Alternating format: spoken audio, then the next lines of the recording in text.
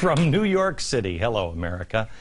Tonight I want to tell you about something, and my wife was around here someplace. I don't know if she knows this, but when we were on vacation, I was secretly at night under the covers with a flashlight reading this book.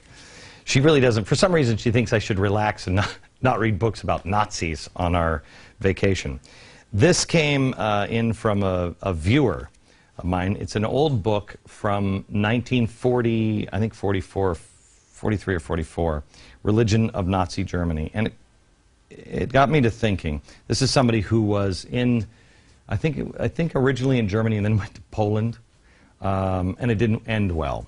And I want to do a show tonight, not on this book. I want to do a show on something that I think is critically important. I have shown you this over here. Faith, Hope, and Charity. I've shown you the Faith, Hope, and Charity. Sorry, Oscar, and everybody in the control room. They're like, oh no heavens, he's moving. I've shown you this. It's the 40-day, 40-night challenge. And what it is a blueprint for our national survival. This is what I think we need to do to be able to survive. And basically, it's that we have to have firm reliance on the protection of divine providence, the code that I think is in the Declaration of Independence. Firm reliance on divine providence. That means we can't have faith. We have to have much more than faith. We have to know personally that God is not on our side, but we are on His side. These are the steps that I ask you to take, these 4 steps, and challenge yourself to do these things in 40 days and 40 nights to help the country survive. But when I say something like that, because there is a fundamental misunderstanding of the Tea Party and small government people, that immediately goes into church and state. Well, that church and state, you can't have the evil church because those evil Christians are going to gobble up the state, and then next thing you know, you're going to have communion, 5 days a week, otherwise you'll go to jail, and I don't know what they think is going to happen. But that might happen if it was a progressive that was telling you these things. That's why Jim Wallace is so dangerous. All the preachers that surround the president, they are progressives, and they are big government progressives. When you combine church and state, and you take a big government and you combine it with the church to get people to do the things that the state wants you to do, it always ends in mass death. Now, the separation of church and state, where does that come from? What does that even mean? Well, most Americans have heard it a million times.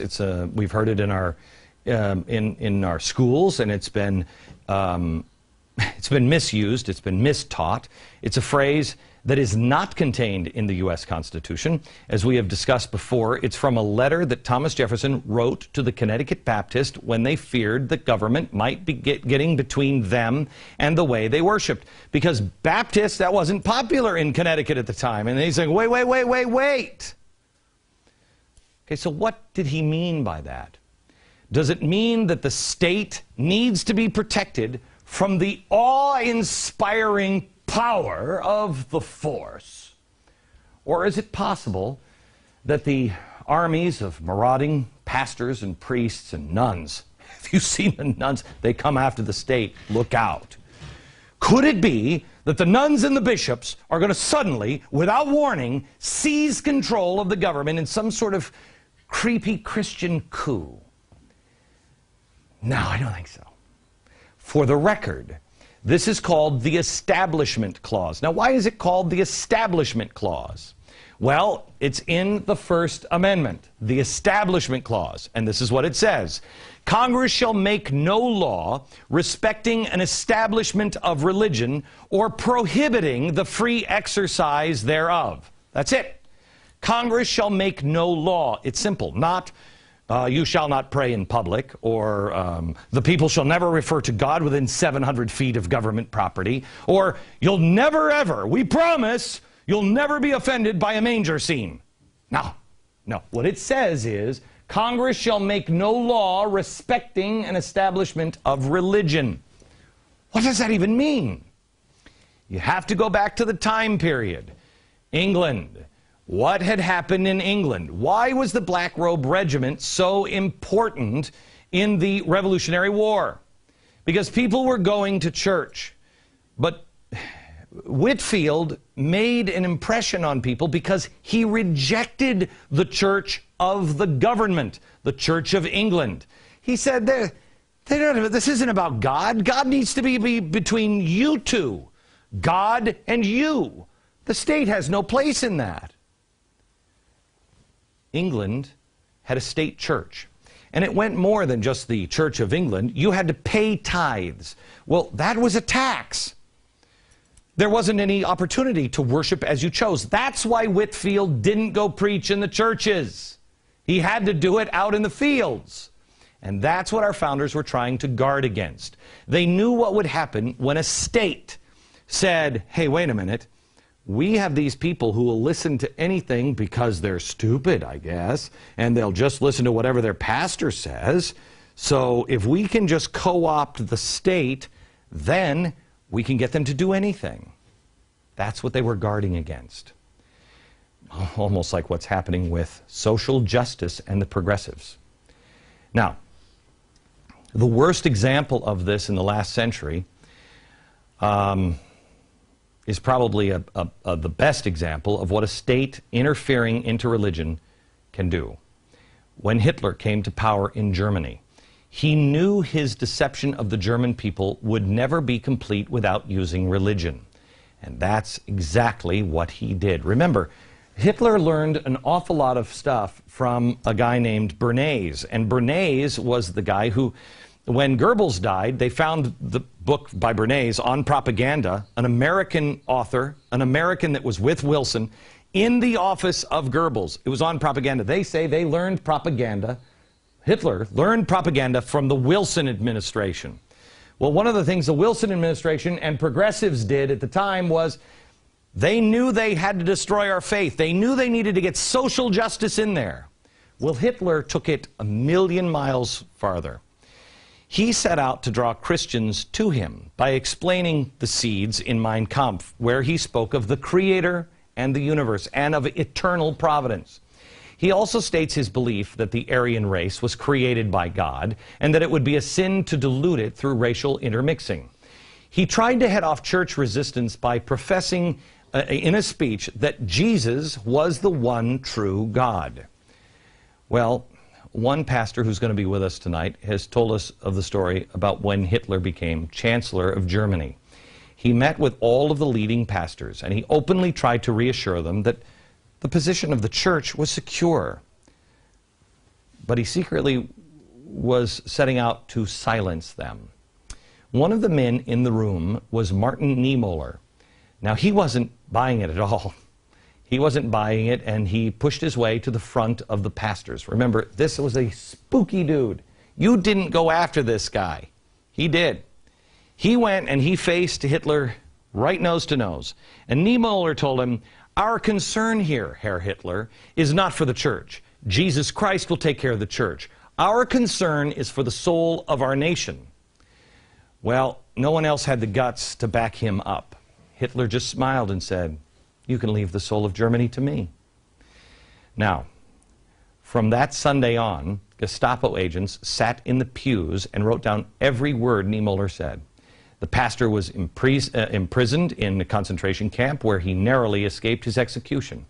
Eventually, both through deception and intimidation, church and state merged to the point where the pictures of Hitler rested on the altars of the churches throughout Germany. They took the crosses down and put him up.